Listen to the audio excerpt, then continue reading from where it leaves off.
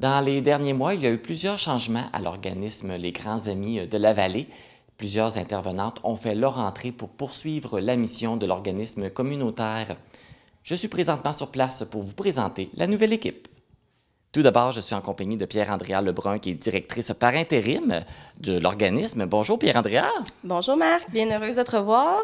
Oui, bien justement, on s'est vu il n'y a pas longtemps. Tu étais intervenante jeunesse. Tu as fait le saut comme directrice par intérim. Comment ça s'est passé? Ah, ça s'est super bien passé, honnêtement. C'était logique pour moi d'aller dans ce sens-là. Donc c'est ça, c'est un nouveau poste que j'apprends à connaître puis à aimer de plus en plus, là, honnêtement. On a un bel organisme qui est le fun à faire rayonner là, dans la vallée. En plus d'avoir justement à gérer l'organisme, tu as géré des employés. Tu as 2 nouvelles employées avec toi qui viennent de faire leur entrée. Je vais te laisser nous les présenter. Oui, bien c'est ça. En fait, il fallait me remplacer. Hein? Je ne suis pas irremplaçable. Donc, on a Josiane Fraser, qui est intervenante jeunesse, qui est aussi intervenante pivot. Elle va pouvoir vous expliquer un peu son rôle. Puis, on a un nouvel ajout à notre équipe. Donc, les Grands Amis n'ont jamais vécu ça, avoir 2 intervenants jeunesse. C'est la première fois qu'on vit ça. Puis, c'est Léla Perrault qui s'est ajoutée à notre équipe. Donc, on est bien content d'avoir une équipe plus que complète en ce moment. Donc, je vais me tourner pour aller les rencontrer. Bonjour! Salut! Allô? Alors, je vais commencer avec toi, Josiane. Toi, tu es technicienne en travail social, c'est ça? Oui, c'est ça. Et c'est quoi ton rôle ici aux Grands Amis? Moi, dans le fond, c'est intervenante jeunesse, comme Pierre-Andréa a dit aussi, intervenante pivot communautaire. Donc, je suis avec Leïla dans les animations là, de parrainage de groupe. Là, on a des ateliers d'activités de groupe à chaque semaine. Donc, j'étais avec elle en intervention, en accompagnement pour les enfants qui participent à ces activités-là. Et intervenante pivot communautaire, c'est un petit volet, là, dans le fond, dans toute... mes tâches que j'ai à faire, c'est souvent par référence ou un peu de bouche à oreille, c'est de référer les familles utilisatrices du CIS ou d'autres organismes vers la communauté, vers les services qu'offrent beaucoup les services communautaires, en fait, là. Donc, parfois, c'est de faire le premier pas. Les familles sont un peu stressées, ne savent pas comment ça fonctionne, d'aller à une première activité, dans le fond, de briser la glace. Fait que souvent, je vais les accompagner puis je vais les diriger vers les bons services en lien avec leurs besoins puis leur réalité aussi. Il y a aussi Leïla, qui est la nouvelle. Je ne sais pas si tu as d'autres choses à rajouter avec ce que Josiane elle a dit sur ton rôle ici. Oui, bien dans le fond, moi, je suis nouvelle, là, fait que je suis encore en apprentissage de tout mon rôle. Mais en gros, j'ai été engagée pour faire vraiment comme la programmation d'activités du parrainage de groupe. Fait que ça veut dire que, tu sais, on reçoit 3 groupes différents à chaque semaine. Puis moi, je vais comme coordonner, puis tout ça. Je suis intervenante jeunesse aussi, mais je vais organiser puis coordonner les activités là, qu'on va offrir aux jeunes, dans le fond. Toi, tu arrives d'un autre organisme. Oui, j'étais chez Tremplin Travail, dans le fond, pour Place aux jeunes. Fait que je faisais de l'accueil et de l'accompagnement des personnes nouvellement arrivées sur le territoire. Donc, j'ai accueilli ces 2 collègues-là. Je les ai accueillis un peu en tant que, justement, visage d'accompagnement pour les nouveaux arrivants. Puis, c'est ça, finalement, on est rendu une toute jeune équipe qu'on travaille ensemble. Fait que c'est comme spécial un peu aussi, là, tu sais. C'est une belle anecdote. Ouais. Fait que tu les as accueillis quand ils sont arrivés ici. Et là, maintenant, c'est elles qui t'accueillent dans leur équipe. J'ai accueilli Pierre-Andréa, puis finalement, c'est devenu ma boss. Fait que c'est un peu spécial. C'est trippant, là. Ouais, c'est le fun.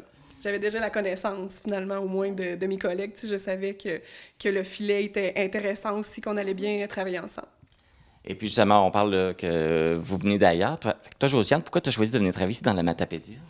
Il y a plein de facteurs qui ont fait en sorte que je suis arrivée ici, en fait. Premièrement, bon, pour être honnête, c'est l'amour.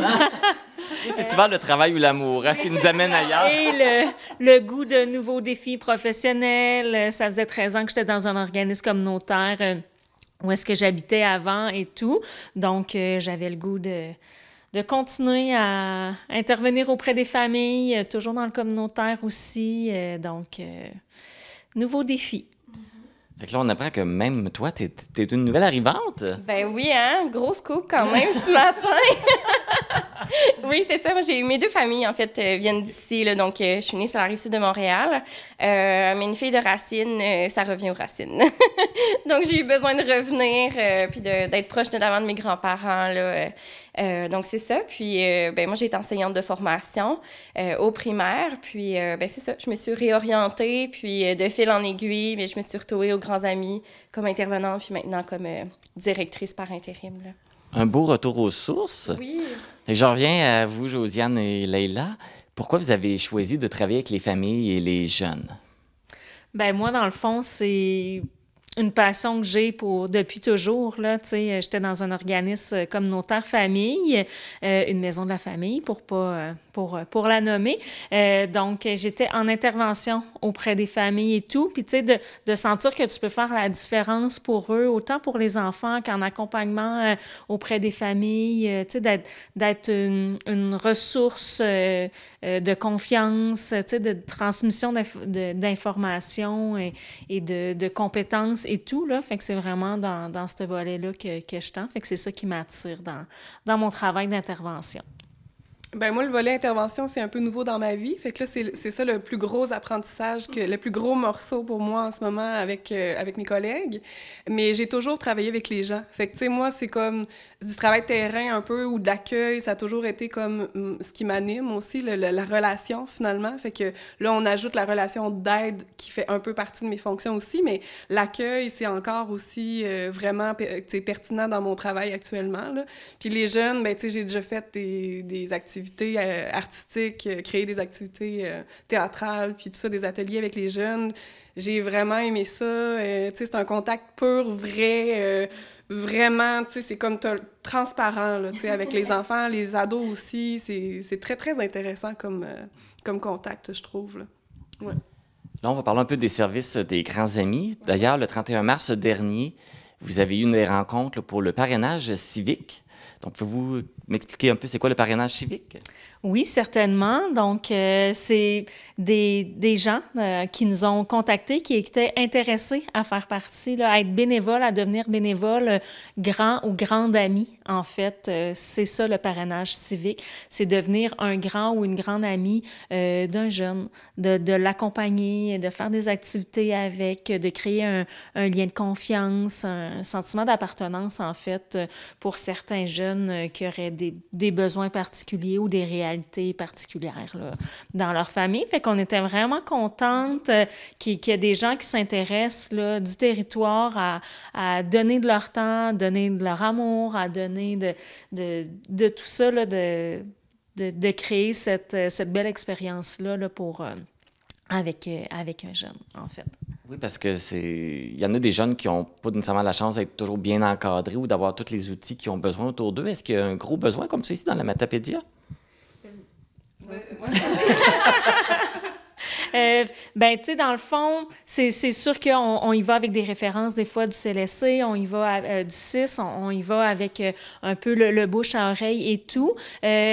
Plus du fait qu'on a plus de bénévoles, ben on va pouvoir davantage offrir le service aussi, tu sais, puis ça va dans différents facteurs familiaux, hein. Des fois, c'est des jeunes qui vont vivre plus de l'isolement, les habiletés sociales difficiles, fait que c'est pas nécessairement qu'ils vivent dans un environnement négligent, en fait, là, aussi. Fait que oui, il y a des besoins quand même. Fait qu'on est vraiment content qu'il y ait des gens qui veulent s'impliquer puis qui se soucient de la cause puis de la situation. Donc, c'est sûr qu'on va pouvoir davantage faire de jumelage puis créer des beaux contacts, là, des beaux jumelages entre des adultes et des enfants. D'ailleurs, s'il y a des gens qui veulent justement participer à ce jumelage-là, qu'est-ce que ça prend pour être bénévole aux Grands Amis? En fait, on fait un processus d'évaluation pour essayer de faire des jumelages qui sont le plus... dans le fond, qui vont durer le plus longtemps possible. Fait que souvent, c'est un processus qui est relativement long, mais on n'a pas le choix, là, comme organisme, de s'assurer que les jeunes qu'on envoie avec, finalement, des inconnus qui vont devenir des personnes significatives pour eux, mais on n'a pas le choix de savoir qu'on peut faire confiance à ces gens-là. Donc, c'est ça, c'est un processus d'évaluation où on leur pose des questions sur leur vie, sur leur passé aussi, savoir un peu... c'est ça, comment on peut faire des jumelages qui sont intéressants sur leurs intérêts aussi, pour que quand on a des jeunes, bien, on puisse faire, je vais y aller à la Tinder, là, mais un match intéressant entre un bénévole puis un jeune, pour que leur relation dure le plus longtemps possible, finalement. Donc, c'est sûr que ça passe par des antécédents judiciaires, ça passe aussi par un comité bénévole quand même au CIS, là, qui nous fait des recommandations sur les dossiers des bénévoles. Donc, finalement, c'est un peu monsieur, madame, tout le monde qui peut être bénévole ici. Il suffit d'avoir l'intérêt de donner du temps à un enfant, l'amour aussi, puis un peu de patience parce que c'est un processus, oui, qui est quand même long, mais aussi avec les enfants, on a besoin de cette patience-là. Puis comme on disait, c'est pas toujours des enfants qui sont dans des situations de négligence. Tu sais, des fois, c'est un enfant qui vit dans le fond d'un rang, puis ses parents ont une ferme, et c'est sûr qu'ils n'ont pas le temps nécessairement de faire plusieurs activités. Fait que c'est là où le bénévole est intéressant, puis cette relation-là particulière est vraiment pertinente. Ça permet aux jeunes de découvrir des activités, de se découvrir, puis de créer des liens avec des gens à l'extérieur de la famille aussi, là. Est-ce qu'il y a un nombre d'heures requis, qui est le minimum qui est demandé? En fait, c'est sûr qu'il faut créer une relation de confiance puis d'être présent suffisamment dans la vie de l'enfant. Fait qu'on parle souvent là, de minimum une fois par mois. En nombre d'heures, bien là, ça va dépendre de l'activité. Tu sais, il y a quelqu'un qui peut dire, moi, je vais avec le jeune à Rimouski voir un match de l'Océanique. Assurément, l'activité va être plus longue que quelqu'un qui décide d'aller jouer une partie au quilles. Donc, c'est vraiment variable, mais c'est d'avoir des contacts qui sont fréquents pour garder le lien, finalement. Ça fonctionne de façon, selon l'activité qui est faite et tout. Fait que c'est ouvert à tout, là. Tout à fait, puis selon les disponibilités du jeune puis du grand ami ou de la grande amie, finalement, là. Donc, il y a une belle flexibilité aussi, là. Faut pas penser là, que c'est un engagement à vie ou que c'est quelque chose qu'on doit faire là, 15 heures par semaine. Là, on est vraiment loin de là. C'est une implication, finalement, d'amour puis d'un peu de temps ponctuellement, là. Est-ce que ces activités-là sont quand même supervisées, j'imagine? Vous faites des suivis?